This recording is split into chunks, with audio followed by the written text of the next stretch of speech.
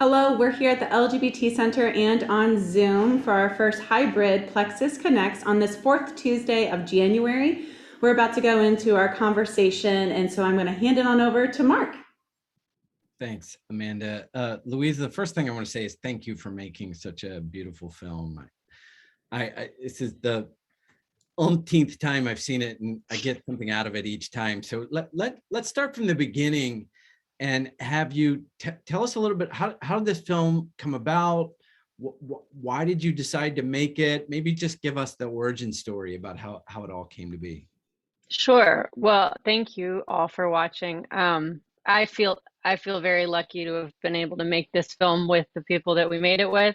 I've gained a lot from my relationships with our three protagonists, and I've learned so much, and feels like they're all part of my family. So I feel very lucky. And the way that this whole thing started is that as I mentioned, I was volunteering at the LGBT Center here in LA.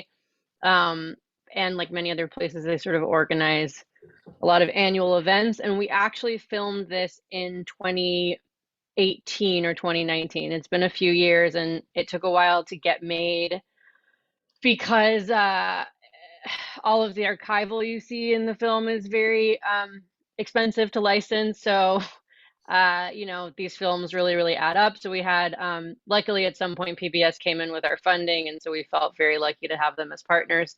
But I filmed this initial prom kind of thinking, that it would be an amazing thing to document. And what I realized is that really at the core of the event is people's stories and their experiences and their life.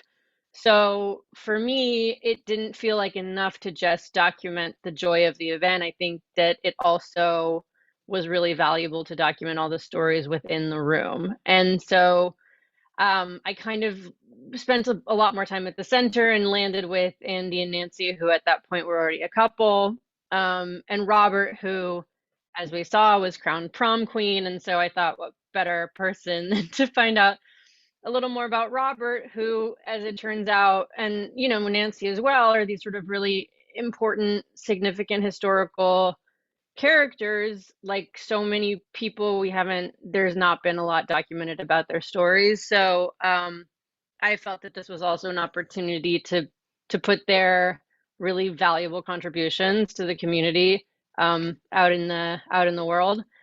So we filmed the prom. I spent a lot of time with them, and as the years progressed, we kind of pieced this together. It's gone from 30 minutes to 20 minutes to 14 minutes. And I think it is a really nice length for its intended goal, which is kind of to bring young people to the table with a lot of our sort of elder community. So I'm really looking forward to showing it in a lot of schools and showing it, kind of to hopefully as many people as possible. Yeah, there's so many thoughts about that, and we'd love to get this in as many classrooms as possible. Talk a little bit about, you and I had a conversation last week, and you were talking about, we'll go in depth to these three characters, but you chose these three for a particular reason. Mm-hmm. Around who they are and what they represent. I'm wondering if you could say a couple words about that. Sure. I mean, I think the most important thing for me is that they represent very much different generations. And so Andy is in her 70s, Nancy is now in her mid 80s, sort of edging on 90, and Robert's 90, just turned 95, so or 96.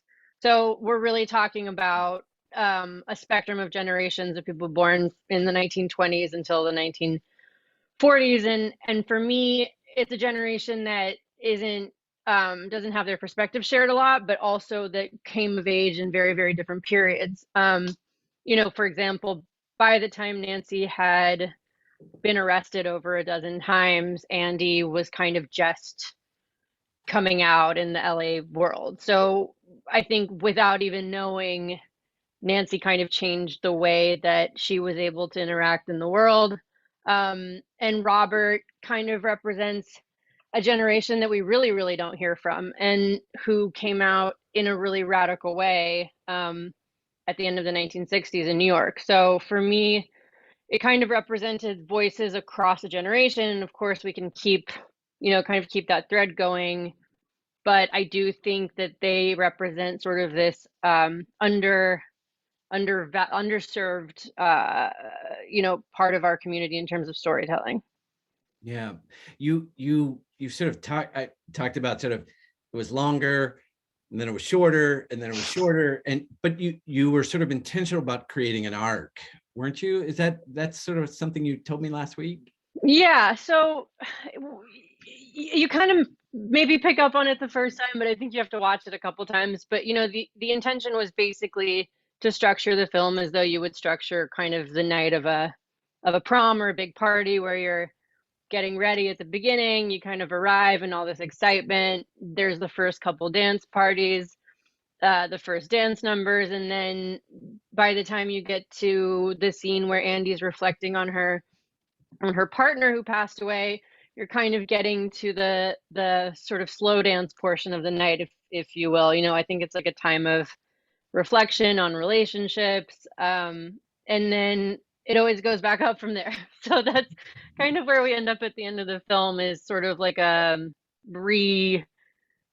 rediscovery of the celebration that we started the film with. So yeah, it was very intentional, and I hope that it kind of mirrors that journey for the viewer. Yeah, I definitely feel that. I love that arc, and so did Lisa, who just mentioned in the chat. You talked a second ago about the delay around the archival footage, and I have to say, being a history major myself, I loved seeing some of that footage. How did that come about? Maybe you could talk a little bit about that footage. I think it's Sure. pretty So the footage, it took a long time to come together, and it actually was sort of a series of miracles. And one of them is that I was looking for archival of Robert and archival of Nancy, and I went to a friend who is an archivist, and I knew that he'd been doing a lot of work around finding material around Stonewall. And so I sent him a picture of Robert, and I said, I know this is a long shot, but I wonder if you've ever seen this person in any of your footage. And this guy Mark was like, "Oh my God, I've seen him everywhere, but I didn't know who he was." And so he gave me a box of digitized footage, and it turns out that there were a number of people who documented Robert at over the course of several Pride parades. One of them is in actually like a semi-fictional film called, I can't remember what it's called now. There's so many of them. I'll give you the name, but one of them sort of like a semi-fiction coming out story of New York in the 1970s, and they shot documentary footage at the actual parade. And then the black and white footage is from a film called Gay and Proud that's in the Library of Congress, and that's available for free. And that documented sort of Robert's first coming out at the parade in 1971. So that was really remarkable. And then the other footage that we feel really, really attached to is from the lesbian bars in LA in the 1960s. Those are all from a bar that was called Joni Presents, that was in the Valley here. It was kind of like a hangout for LA lesbians in the 60s and 70s. And we watched we were having a lot of trouble finding footage from LA in that period of a lot of queer spaces. And so we came across a documentary about the woman Joni who owned the bar, and we discovered that there was not only a huge trove of beautiful kind of 16mm footage from inside the bar, but also there was Andy herself in the footage. So we managed to connect with the filmmakers, and it turns out they had several hours worth of archival footage, and Andy's in quite a bit of it, and so is her partner Skid. And so for us, it was like, it's like seeing someone that you've heard about for many years and never being able to put a face to them, which was really amazing. And Nancy was actually the person that we struggled the most with. I think her experience as sort of Chicana lesbian in East LA in the 40s and 50s is a very, very under documented community. It's just not, and it says a lot about which communities were being documented and which weren't. And so that's somewhere where we had a lot of trouble, and we worked really hard to find existing photographs of Nancy. We found a few. So it was a journey in itself. We had an amazing archival producer. We worked very hard. So we feel very proud of the footage that's in the film, and we're very, we hope that it sparks a lot of adventures for people who are interested in kind of archival world. I love that. I love those sort of connections that you've made through the film. We're starting to see some questions come in, so I want to turn it to the audience here in just a second. But you mentioned sort of hoping it has a life, right, in classrooms. So I'd love if you were to wave your wand, what you would hope young people would get out of this film in classrooms. Yeah, I mean, we've had a lot of conversations with young people who've said, frankly, like, I didn't know that gay, lesbian, trans people over the age of 30 existed, basically. They like haven't met them. They don't have grandparents who are LGBT. They don't have elders that are in their circles. And so I think for a lot of young people, this is a discovery that they really, frankly, for lack of exposure in a sense, don't really know about. And so for me, I feel like the culprit of that is kind of not having community spaces that bring generations together. So one thing that I'm really hoping for is for not only students to watch it, but to be able to connect with people who are their elders, whether that means classroom visits. We wanted to start a program that was like kind of a little bit of a buddy program. You would kind of visit your local centers, keep in touch with people. And I know that there's also been a lot of, I think COVID's been really, really difficult on our community, and especially in retirement communities. I think it's been especially hard. So my hope is that it's a film that people can watch together. They can watch, also, I think, with their parents and grandparents who aren't part of the LGBTQ community. I think that it's important for also generations to understand that this is something that they maybe don't appreciate other people having gone through. So I see it as it's free. I mean, one of our best resources is to be able to be a PBS film, which means that the film is available for free. It's online, so it means that you can share it with anybody and everybody. And so that was really the priority for us, is that it not be behind a paywall, that it be accessible, and that it can the sort of thing where you can just send the link out and hold your own community screenings. That is like the hope, that it can be spread as far and wide. That's great. It sort of reminds me of what we hope in some of our work about it being both a mirror and a window for folks. Mm-hmm.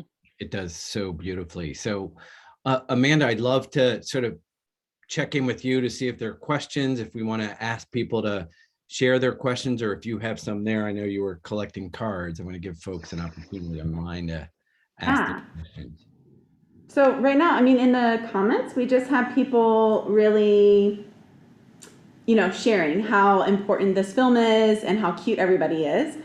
So we can take a moment here. Dave and John, do you have any questions or anything that you wanted to add in conversation? Nothing? I guess just a comment, not a question. It was really good to hear older people like me. Yeah. And it was really good to hear them talking about, life doesn't end when you're 50 or when you're 60 or when you're 70. I mean, that life goes on. And it also that that people are just really good examples of older folks who are willing to keep living. I mean, they're so interested in living and being active, and they're so interested in sex, and that young people don't want to hear that, but that's something that maybe they should hear, once or twice, that when they get old, they may still be interested in that. So it was good to hear. Yeah, I'm very, very glad that resonated. I think that one of the things we wanted to do in this film is represent an older community the way that we all feel is that, life doesn't end I don't think that there's a lot of that in the media. You know, I think that there's some successful portrayals of life after 50 or 60. Like I'm thinking of Grace and Frankie, I think is on, you know, fictional series. But in terms of documentaries, I think I've heard from a lot of people that they don't really see themselves represented, especially when it comes to sex, to love, to dating, to continuing your life after loss maybe. So I'm glad that that resonated because it was very, very important for us. When what's his name, Father Robert? When Father Robert said you look in the mirror and you see this old man, but inside you still feel 21, 22, 23. And that really resonates with a lot of old people, myself included. Mm-hmm. John, what did you think, or what do you have? Yeah, I was very touched by the woman who spoke about losing her partner that she had for many years, and then she had an opportunity to meet someone new and became happy again. That's my situation, and that touched me very much, and I was so glad that was incorporated in the film. Love it. Good. I'm very glad to hear that. And then other people were sharing about the way in which having a radical faith leader could have such an impact on young people, right? So Father Robert, like how transformational that could be for entire generations of young LGBTQ people. Maybe we would be here and more of us, right? And how important faith can be for so many people. That was also shared here. Yeah. Yeah, I think that that's incredibly important, and I think what Robert did is remarkable in that he invented a space where he didn't see one for himself. And he opened the Church of the Beloved Disciple was in the West Village until the 1980s. And it was sort of a de facto LGBT center of their time. And it was completely interfaith, extremely welcoming.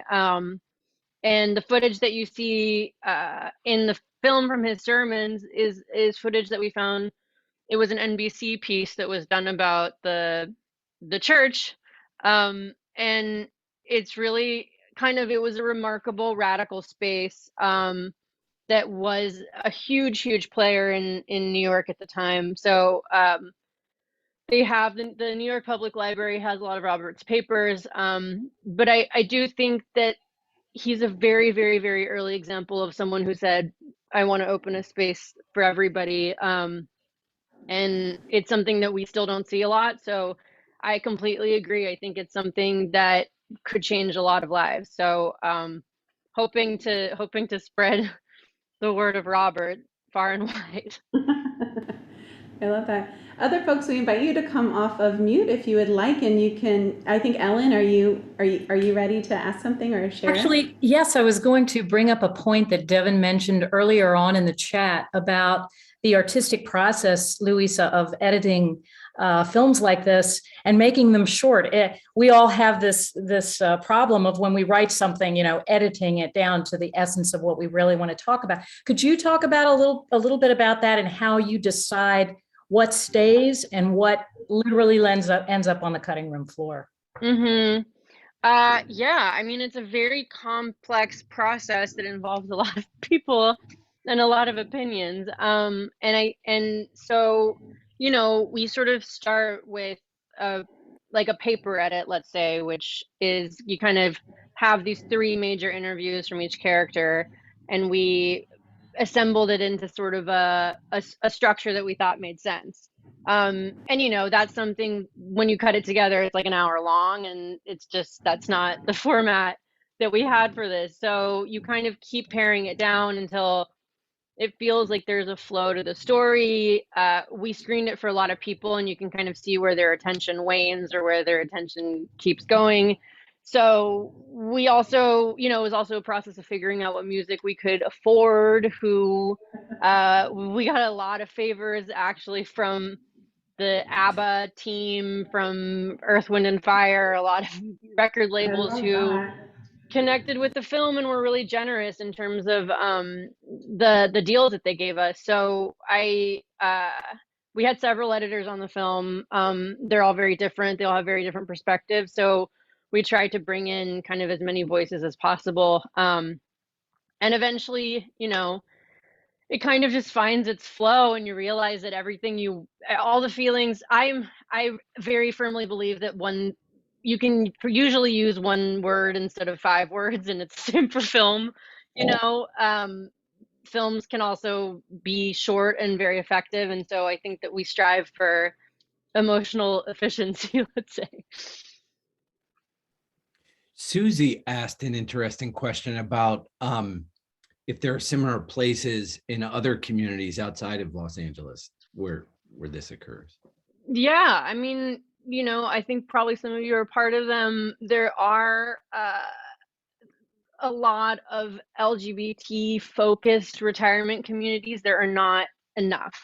I would say that it's something that should be in every town and every city in America, across the world. New York has Sage. We have the LGBT Center here, which runs the building. But I think that it's something that I get asked a lot, and so we're kind of hoping to compile a database of those places, and we have a few of them. But I think that I would like to sort of start a project to compile all those locations together to really circulate them, because a lot of people just frankly don't know they exist. I read about a woman who's a remarkable trans woman in her 80s in Mexico City who runs a community center there for older LGBT folks, and a lot of people don't know about it. So it exists. It's just a question of sort of circulating the resources. And so I'm glad you asked, because it's kind of re-inspired me to go back to our database and circulate it. So so thank you for asking that. And we're doing a partnership on February 10th at A Place for Us, which is in private development, but it's a focus on an LGBT retirement center. We're doing our community, and we're doing a young professionals Valentine making. So it's like a co-intergenerational networking event. But one thing I'm curious about, and we'll see as we build our partnership with A Place for Us, is when queer people create the space, it has a certain kind of place. And when non-LGBTQ developments and organizations create LGBTQ spaces or friendly spaces, it can be a bit different. So it'll be interesting for us to build that partnership and see what efforts they're taking to be inclusive and affirming and responsive to our actual cultural needs and norms. So I'll send that over to you as we get to know them more. But I appreciate That's that, great. Susie. And I was also going to say the LGBT Center in Los Angeles is building a huge new complex. And what they did is that they combined the senior housing with the youth housing, which I think is a great idea. I think their goal was basically to sort of integrate those two ends of the spectrum so that people could really hear from each other, which is also an idea that I really like. And so I hope it gets replicated in more places. I want to close with one last question with Luisa before we wrap up, but I want to be sure, Amanda, just to check in with you to see if there are other lingering questions out there. I think we're good. Ellen, did you see anything else to bring forward? No, I think we're good. Okay, great. Luisa, one of the things at Facing History, we like to have our teachers inspire students to sort of their own sense of agency, right? Like, be inspired to create a better world. And you and I talked last week that you also hope with this film that there's going to be a what's next. You want to inspire what's next. So I wonder if you could say a little bit about that. What you hope is what's next that young people might think about. Yeah, I mean, I hope that I hope everyone sees a version of themselves in this story, and I hope young people also see the potential for the future of their lives. I mean, we know that there's a horrible suicide epidemic in LGBT youth. It's really, and it's gotten much worse during the pandemic. So I think one of the things that I hope this can do is show young people, especially at-risk youth, what it might look like to grow old with a lot of joy. And a rich life. And I think that that's something for me that feels extremely urgent, is that they be able to see that life goes on and it's beautiful and full of life and full of rich community. And so that's kind of a big goal for me, is just that it's a film that allows people to see the image of themselves in the world, and so for me, that's the best that we can hope for. Love that. I love that. So, before we turn it over to Ellen at Facing History to close our portion out, is there anything I didn't ask you that you want to share, or any final comments you have, Luisa?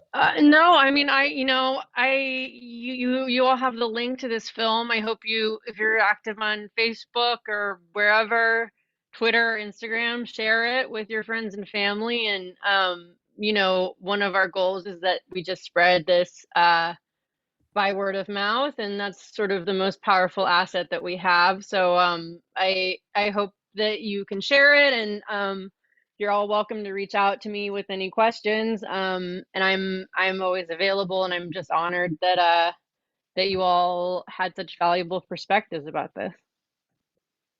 Great. Ellen.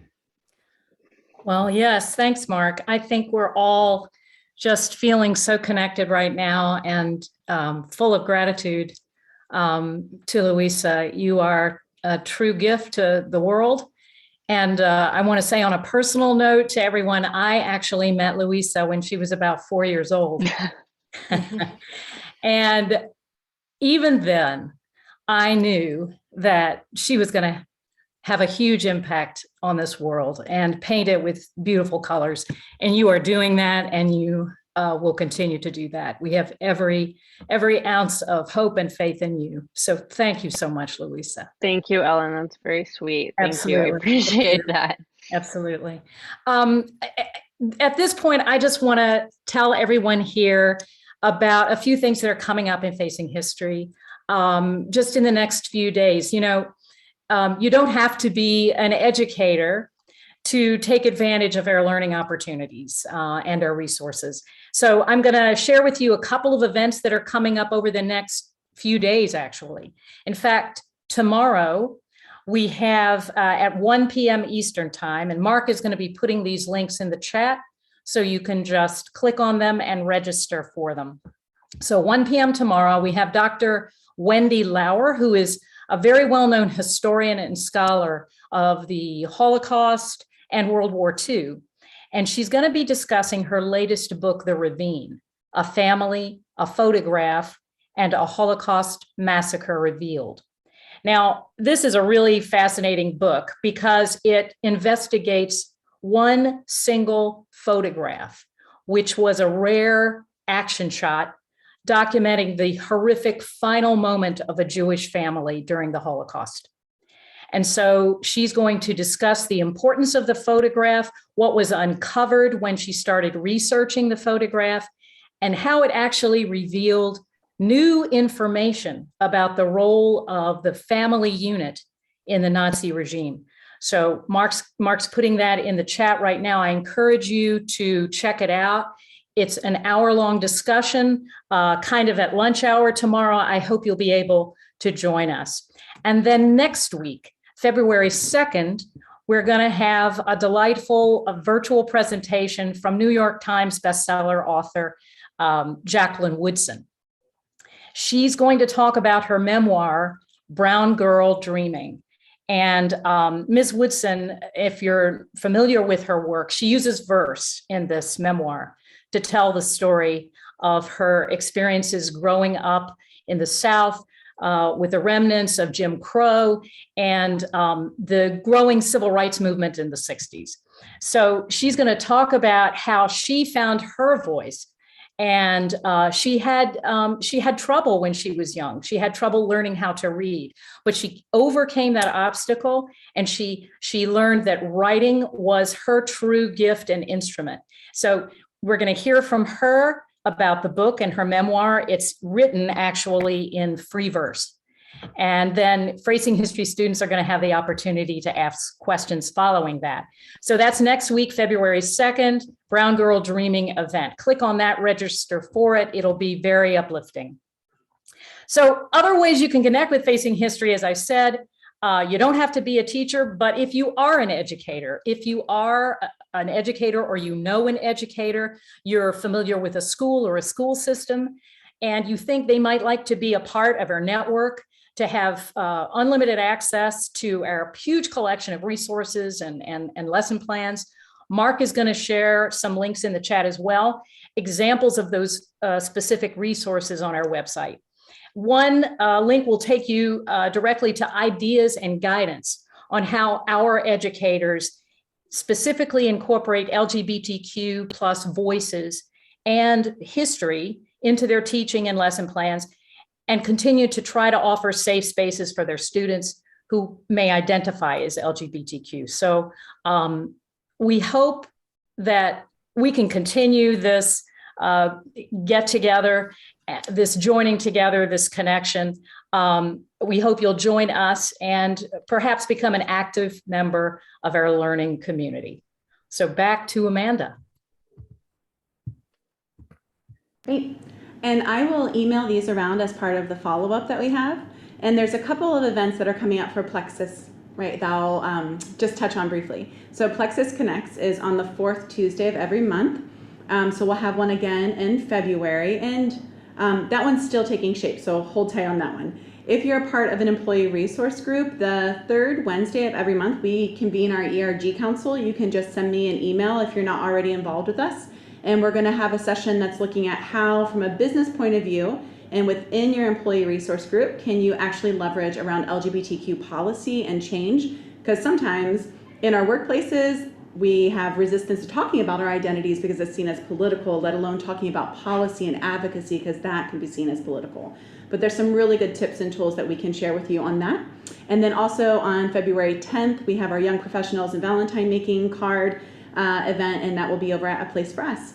So I'll send all of that to you all on email. I hope that you follow us on Facebook, you follow Facing History on Facebook so you can keep up to date. Please connect with Luisa and share the film far and wide. But we really appreciate you all making time to be here. Thank you for being members, Facing History and Ourselves, and giving of your time and resource and knowledge. And Luisa, thank you for making this amazing, beautiful film. And just, again, we know you're busy, so thanks for making time to share with us. Thank you so much, everybody. It's such a pleasure. Thank you all.